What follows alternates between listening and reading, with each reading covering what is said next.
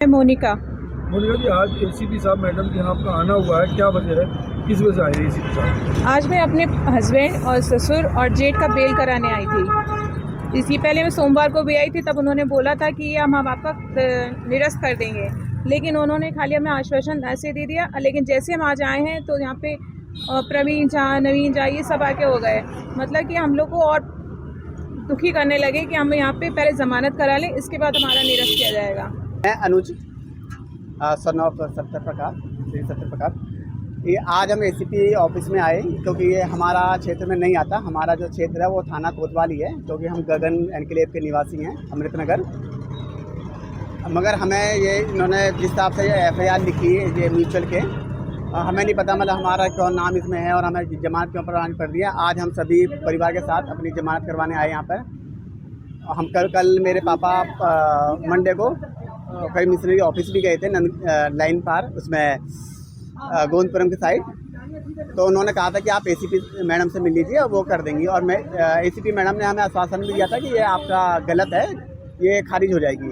मगर आज हम मेरे पिताजी और मेरी वाइफ को सुबह बुला के और कहा कि आप वाइफ को वापस भेज दिया और पिताजी से कहा कि आप अपने पुत्र को भी बुलाओ। और पहले से ही जो विपक्षी लोग हैं ये मौजूद थे। ये 18 फरवरी को ये कुछ लोग मतलब जो प्रॉपर्टी डीलर्स हैं, कुछ डीलर्स हैं, ये सब हमारे घर पे आए थे। हमारी मौजूदगी में हम थे नहीं, मेरे भैया और मैं। और इन्होंने घर पे आकर तोड़फोड़ करी और मेरे पिताजी से बदतमीजी और गाली गलौज, मतलब काफ़ी भय का माहौल बनाया, जिससे अभी तक बच्चे सहमे हुए हैं। और पिताजी से कहा कि आपको मकान बेचना है, बताओ कितने मांग रहे हो। तो कहा कि आप 32 ले लो, मतलब इस टाइप से उन्होंने बोला। और कुछ अनावश्यक जो तोड़ना नहीं था वो भी उन्होंने तोड़ा और वो जाली हमारी उठा तोड़ के ले गए, जिसके लिए मेरी वाइफ द्वारा इन पर एफआईआर लिखी गई। और उसी एफआईआर के दबाव बनाने के लिए कि हम फैसला कर लें, वापस ले लें, उसलिए ये गलत पुलिसिया कार्रवाई कर रहे हैं और हमें पुलिसिया दबाव बना रहे हैं। उस वाले मामले में मुकदमा तो आपका दर्ज? हाँ, उस वाले में मुकदमा दर्ज हो चुका है, जिसकी ये एफआईआर है। एफआईआर कॉपी मैं आपको दिखा देता हूँ। हाँ, ये एफआईआर कॉपी है, जिसमें अपराधियों के कुछ नाम है: रघुनंदन भारद्वाज, प्रवीण झा, सुमित पाठक, कुलदीप गर्ग, राहुल झा, नवीन झा, कृष्णा प्रॉपर्टी डीलर ये मालिक है उसके, इनका नाम मुझे नहीं पता, राजू प्रॉपर्टी डीलर हैं जो इनके सहयोगी हैं, और कुछ अन्य इनके कुछ बॉडी गार्ड थे इसके रघुनंदन भारद्वाज के, और कुछ अज्ञात 20 लोग हैं। और हमें ये पहली बार नहीं, पहले भी हमें ये प्रताड़ित कर चुके हैं। कभी गाड़ी पे अटैक करना, कभी हमारे गाड़ी गलत तरीके से हमारे गेट के आगे गाड़ी लगा के बंद कर देना, जिसकी हमारे पास CCTV फुटेज उपलब्ध है, जो हमने ट्विटर पर भी शेयर कर रखी है और पुलिस को भी दे रखी है पेन ड्राइव के माध्यम से। शिकायत आपने की है? हाँ, हमने मुकदमा दायर किया था, तो उसमें एफआईआर हो चुकी है हमारी। ये घटना 18 को हुई थी। उसके बाद हमें काफ़ी जगह गए हैं, जिसमें हमने जन सुनवाई पोर्टल पे भी डाला, कमिश्नरी पे भी दिया, महिला लखनऊ में भी दिया। कई जगह हमने अलग अलग प्रयास करे कि ताकि इनके खिलाफ एफआईआर हो सके। 2 या 3 तारीख में ये एफआईआर हो गई है। मगर अब हमें जिस हिसाब से चल रहा, तो हमें अपनी परिवार की जान माल का खतरा है पूर्ण रूप से, जिस हिसाब से गलत पुलिसिया कार्रवाई कर रहे हैं और हम पे जिस हिसाब से ये मतलब व्यवहार कर रहे हैं, तो हमें बहुत खतरा है इनसे। तो अगर कुछ भी होता है तो हमारे लिए मतलब पहले तो पुलिस ही जिम्मेदार है, जिस हिसाब से ये गलत रिपोर्ट लिख रहे हैं। उसके बाद ये तो है ही, जो गुंडे प्रवृत्ति के लोग हैं ये तो है ही। सत्य प्रकाश जी, आपको बात करता हूँ। 18 अक्टूबर को घटना के बाद, ये 18 को हो गई घटना, कितने लोग आए हमारे यहाँ, तोड़फोड़ मचाई। इसके बाद ये 22 तारीख को आए। 22 तारीख को मैंने पुलिस वालों से इससे पुलिस इंस्पेक्टर आसमान पाल सिंह आए मेरे पास। मैंने उससे भी अवगत कराया था कि भाई मेरे हार्ट अटैक हुआ, 3 बार माइंड स्ट्रोक भी आया था, मगर इन्होंने सुनी नहीं। और फिर इसके बाद रात को वो बुलाकर इसके रघुनंदन के ले गए थे आदमी अपने घर पे जाने के पहले से काफ़ी लोग, हाँ, काफ़ी लोग पहले से ही माई इकट्ठे थे, तो वो मेरे से दबाव बना रहे थे, फुट का ऊपर खाली आज कर रहे थे, हम छूट देते। हाँ, रिपोर्ट वापस लेने के लिए कह रहे थे। इसके बाद मेरी हालत ख़राब हो गई, माइंड स्ट्रोक आ गया और मैं दिल्ली एडमिट हो गया।